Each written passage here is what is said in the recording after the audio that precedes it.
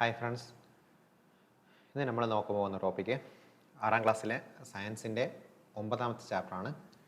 ചേർക്കാൻ പിരിക്കുക എന്നാണ്. അതായത് കെമിസ്ട്രിയായിട്ട് ബന്ധപ്പെട്ട ഒരു ടോപ്പിക്കാണ്. കെമിസ്ട്രിയിലെ ഏറ്റവും ബേസിക്കായിട്ട് വരുന്ന ഒരു ടോപ്പിക്കാണ് നമ്മളിന്ന് നോക്കുന്നത്.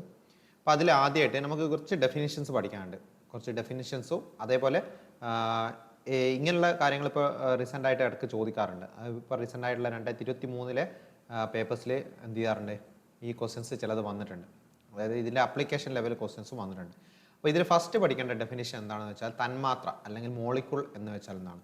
അപ്പോൾ ഒരു പദാർത്ഥത്തിൻ്റെ എല്ലാ ഗുണങ്ങളും നിലനിർത്തുന്ന അതിൻ്റെ ഏറ്റവും ചെറിയ കണികയാണ് ഇത് തന്മാത്ര. അപ്പോൾ ഇവിടെ എല്ലാ ഗുണങ്ങളും നിലനിർത്തുന്ന എന്നുള്ളത് എന്ത് ചെയ്യണം, സ്ട്രെസ് ചെയ്തിട്ട് തന്നെ പഠിക്കണം. കാരണം നമുക്ക് വേറെ ഡെഫിനിഷൻസ് വരാനുണ്ട്. അപ്പോൾ ഒരു പദാർത്ഥത്തിൻ്റെ എല്ലാ ഗുണങ്ങളും നിലനിർത്തുന്ന അതിൻ്റെ ഏറ്റവും ചെറിയ കണികയാണ് ഇത് തന്മാത്ര. അപ്പോൾ തന്മാത്ര ഖരം, ദ്രാവകം, വാതകം എന്നീ അവസ്ഥകളിലുള്ള പദാർത്ഥങ്ങൾ തന്മാത്രകളാൽ എന്ത് ചെയ്യുന്നതാണ്, നിർമ്മിതമാണ്.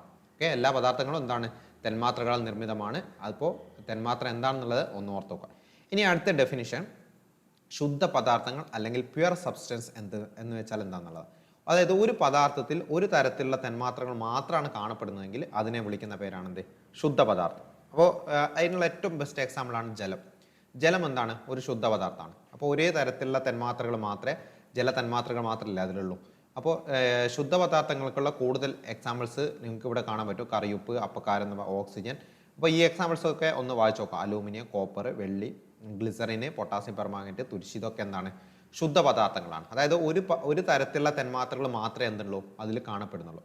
ഇനി മിശ്രിതം എന്ന് വെച്ചാൽ എന്താ, ഒന്നിൽ കൂടുതൽ ഇനം തന്മാത്രകൾ ഒരു പദാർത്ഥത്തിൽ അടങ്ങിയിട്ടുണ്ടെങ്കിൽ അതിനെ വിളിക്കുന്ന പേരാണെന്ത്, മിശ്രിതം.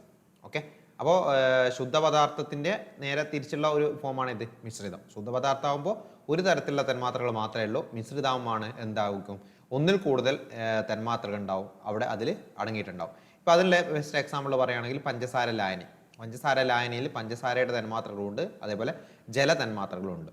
ഓക്കെ, ഇനി അല്ലെങ്കിൽ സോഡയിലാണെങ്കിൽ ജലതന്മാത്രകളും കാർബൺ ഡൈ ഓക്സൈഡിൻ്റെ തന്മാത്രകളും ഉണ്ട്. അല്ലെങ്കിൽ വായു എടുത്തു കഴിഞ്ഞാൽ നമുക്ക് ഒത്തിരി തന്മാത്രകൾ കാണാൻ പറ്റും. ഇപ്പം നൈട്രജൻ, ഓക്സിജൻ, ജലം അല്ലെങ്കിൽ കാർബൺ ഡൈ ഓക്സൈഡ്, അങ്ങനെയുള്ള ഒത്തിരി തന്മാത്രകൾ വായുവിൽ അടങ്ങിയിട്ടുണ്ട്.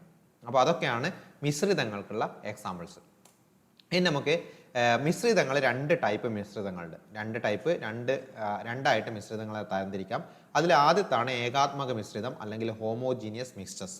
അപ്പോൾ ഇതിൽ എന്ത് ചെയ്തിട്ടുണ്ട്, ഇതാണ് ഞാൻ പറഞ്ഞത് റീസെൻ്റായിട്ട് ചോദിച്ചതിൽ ഏകാത്മക മിശ്രിതവും അതേപോലെ അടുത്ത വരുന്നു മിക്സ്ചറും വേർതിരിച്ച് ഓരോ എക്സാമ്പിളായിട്ട് നമുക്ക് പഠിക്കാനുണ്ട്.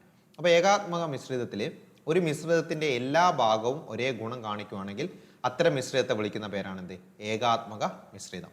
അപ്പോൾ അതായത് ഒരു മിശ്രിതത്തിൻ്റെ എല്ലാ ഭാഗത്തും ഒരേ ഗുണമായിരിക്കണം. ഇപ്പോൾ നമുക്കൊരു എക്സാമ്പിൾ എടുത്താൽ ഉപ്പ് ലായനി, അല്ലെ, ഉപ്പ് വെള്ളത്തിൽ ജലത്തിൽ ഉപ്പ് കലക്കി കഴിഞ്ഞാൽ ഉപ്പ് ലായനിയായി. ആ ലായനിയിൽ നിങ്ങൾ ഏത് ഭാഗം എടുത്തു കഴിഞ്ഞാലും അതിൻ്റെ ഗുണങ്ങൾ എന്തായിരിക്കും, സെയിം ആയിരിക്കും. അപ്പോൾ അങ്ങനെയുള്ളത് വിളിക്കുന്ന പേരാണ് ഇത് ഏകാത്മക മിശ്രിതം എന്ന് പറയുന്നത്. ഇനി അതിൻ്റെ രണ്ടാമത്തെ ടൈപ്പാണ് ഇത് ഭിന്നാത്മക മിശ്രിതം അല്ലെങ്കിൽ ഹെട്രോജീനിയസ് മിക്സ്ചേഴ്സ് എന്നുള്ളത്. അതായത് ഒരു മിശ്രിതത്തിൻ്റെ വ്യത്യസ്ത ഭാഗങ്ങൾ വ്യത്യസ്ത ഗുണങ്ങളാണ് കാണിക്കുന്നതെങ്കിൽ അതിനെ ഭിന്നാത്മക മിശ്രിതം എന്നാണ് വിളിക്കുക. അപ്പോൾ വ്യത്യസ്ത ഭാഗങ്ങൾ വ്യത്യസ്ത ഗുണങ്ങളാണ്. ഇപ്പോൾ ഒരു എക്സാമ്പിൾ എടുക്കുകയാണ്. ഇപ്പോൾ ചോക്ക് പൊടി വെള്ളത്തിൽ കലക്കിയാൽ ചിലപ്പോൾ എന്ത് ചെയ്യില്ല, മുഴുവനായിട്ടും അതിൽ കടലില്ല. അപ്പോൾ അത് താഴോട്ട് എന്ത് ചെയ്യും, ആ ചോക്ക് പൊടികൾ താഴോട്ട് പോയിട്ട് നിൽക്കും. അപ്പോൾ മുകളിൽ എടുക്കുന്നത് ലായനിയിലെ മുകൾ ഭാഗത്തും ഏറ്റവും താഴെ ഭാഗത്തും നമ്മൾ നോക്കിക്കഴിഞ്ഞാൽ എന്തായിരിക്കും, അതിൻ്റെ വ്യത്യസ്ത ഗുണങ്ങളായിരിക്കും അല്ല അതിനുണ്ടാവാം. അപ്പോൾ അതേപോലെയുള്ള മിശ്രിതങ്ങളെ വിളിക്കുന്ന പേരാണ് ഇത് ഭിന്നാത്മക മിശ്രിതങ്ങൾ എന്നുള്ളത്. അപ്പോൾ അതാണ് നമുക്ക് പഠിക്കേണ്ട മിശ്രിതങ്ങളുടെ രണ്ട് ഫോമുകൾ. ഇനി നമ്മൾ ഓൾറെഡി മുന്നേ ലീനം, ലായകം, ലായനി ഇവ എന്താണെന്നൊക്കെ പഠിച്ചിട്ടുണ്ടല്ലേ. അതായത് ലായകം എന്ന് വെച്ചാൽ ഒരു പദാർത്ഥത്തിൽ ലീനം, അത് കലർത്തിയിട്ടാണ് എന്തുണ്ടാവുന്നത്, ലായനി ഉണ്ടാവുന്നത്. നമ്മൾ ഓൾറെഡി അതിൻ്റെ ഡെഫിനിഷൻ ഒക്കെ മുന്നേ ഒരു ചാപ്റ്ററിൽ നോക്കിയിട്ടുണ്ട്. അപ്പോൾ എല്ലാ ലായനികളും ഏകാത്മക മിശ്രിതങ്ങളാണെന്നാണ് പറയുന്നത്. ഓക്കെ, എല്ലാ ലായനികളും എന്താണ്, ഏകാത്മക മിശ്രിതങ്ങളാണ്. അതൊന്ന് ഓർത്തോക്കണം. അപ്പോൾ ഇതിൽ എന്നാൽ എല്ലാ ലായനികളും ദ്രാവകാവസ്ഥയിലല്ല സ്ഥിതി ചെയ്യുന്നത്. ലായനികളെല്ലാം എന്തല്ല, ദ്രാവകാവസ്ഥയിലല്ല, ഖരാവസ്ഥയിലും വാതകാവസ്ഥയിലുമുള്ള ലായനികൾ എന്തുണ്ട്, നിലവിലുണ്ട്.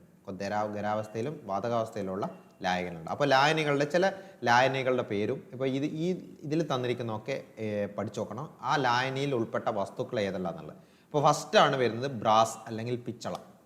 പിച്ചളയിൽ അടങ്ങിയിരിക്കുന്ന വസ്തുക്കൾ ഏതൊക്കെയാണ്, സിങ്കും കോപ്പറുമാണ്.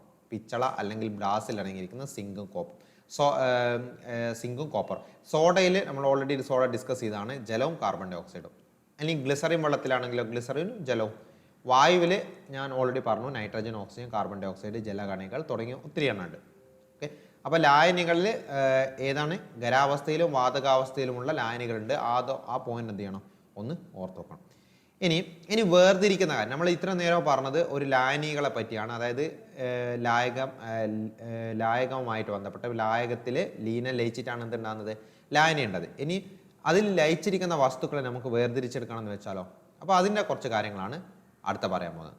അപ്പോൾ മണലും വെള്ളവും കലർന്ന മിശ്രിതത്തിൽ നിന്ന് മണൽ വേർതിരിച്ചെടുക്കുന്ന ഒരു മെത്തഡാണ് ഇത്.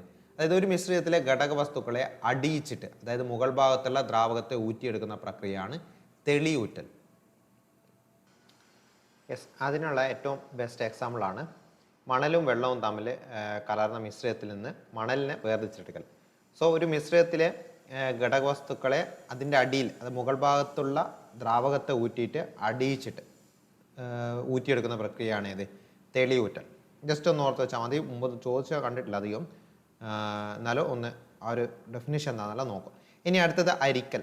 ഇതൊക്കെ നമുക്ക് കോമൺ ആയിട്ട് അറിയാവുന്നതാണ്. ഇപ്പോൾ ഒരു മിശ്രിതത്തിലെ ഘടക പദാർത്ഥങ്ങളെ അരിപ്പ ഉപയോഗിച്ച് വേർതിരിക്കുന്ന രീതിയാണ് ഇത് അരിക്കൽ. അടുത്തത് ബാഷ്പീകരണം അല്ലെങ്കിൽ ഇവാപ്പറേഷൻ എന്താണെന്നല്ലോ കേട്ടോ. ഇത് നമ്മൾ ഓൾറെഡി മുന്നേ എവിടെയോ ഒരു കേസിൽ പറഞ്ഞിട്ടുണ്ട്, ജോഗ്രഫി സോഷ്യൽ സയൻസിൻ്റെ കേസിലൊക്കെ ഇപ്പോൾ ഇവിടെ ഒരിക്കലും വന്നിട്ടുണ്ട്. അതായത് ഒരു ദ്രാവകം താപം സ്വീകരിച്ചിട്ട് അതിൻ്റെ ബാഷ്പമായി മാറുന്ന പ്രവർത്തനമാണ് എന്ത്, ബാഷ്പീകരണം അല്ലെങ്കിൽ ഇവാപ്പറേഷൻ. ദ്രാവകം എന്തിലേക്ക് പോകുന്നതാണ്, ബാഷ്പമായിട്ട് പോകുന്ന പ്രവർത്തനമാണ് ബാഷ്പീകരണം എന്ന് പറയുന്നത്. അപ്പോൾ ഇത്രയാണ് ഈ ചാപ്റ്ററിലെ മെയിൻ ആയിട്ടുള്ള, ഇത് കെമിസ്ട്രി സ്റ്റാർട്ടിങ് ആയിട്ടുള്ള കാര്യങ്ങളാണ് കെമിസ്ട്രിയിലുള്ള. അപ്പോൾ ഇതിൽ ഞാൻ പറഞ്ഞില്ല, ഇതിൽ ഇമ്പോർട്ടൻ്റ് ആയിട്ട് ഇപ്പോൾ അടുത്ത റീസെൻ്റ് ആയിട്ട് ചോദിച്ച കാര്യങ്ങളിൽ ഈ ഹോമോജീനസ് മിക്സ്ചറും ഹെട്രോജീനസ് മിക്സ്ചേഴ്സും അതിൻ്റെ എക്സാമ്പിൾസ് ആണ്. അപ്പോൾ അത് എന്ത് ചെയ്യണം, ഒന്ന് നന്നായിട്ട് തന്നെ നോക്കി വെക്കണം. പിന്നെ അതിൻ്റെ ഡെഫിനിഷൻസും തന്മാത്രയുടെയൊക്കെ ഡെഫിനിഷൻസും നന്നായിട്ട് നോക്കണം.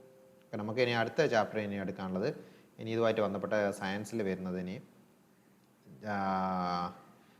നമുക്ക് വരുന്നത് ജീവശാസ്ത്രം, ബയോളജിയായിട്ട് ബന്ധപ്പെട്ട കുറച്ച് കാര്യങ്ങളാണ്.